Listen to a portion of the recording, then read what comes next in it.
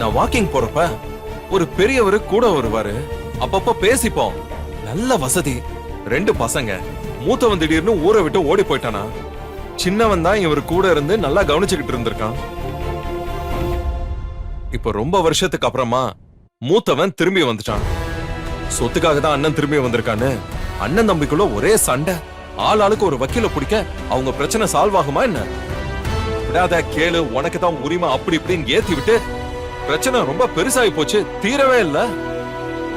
இது சில மாசங்களாவே நடந்துகிட்டு இருக்கு போல. பிரச்சனை ரொம்ப சீரியஸ் ஆனதும் அந்த சாரி என்கிட்ட இத ஓபன் பண்றாரு. என்னது ஓபன் பண்ணாருன்னு சொன்னல, அதான் எது ஓபன் பண்ணாருன்னு கேட்டேன்.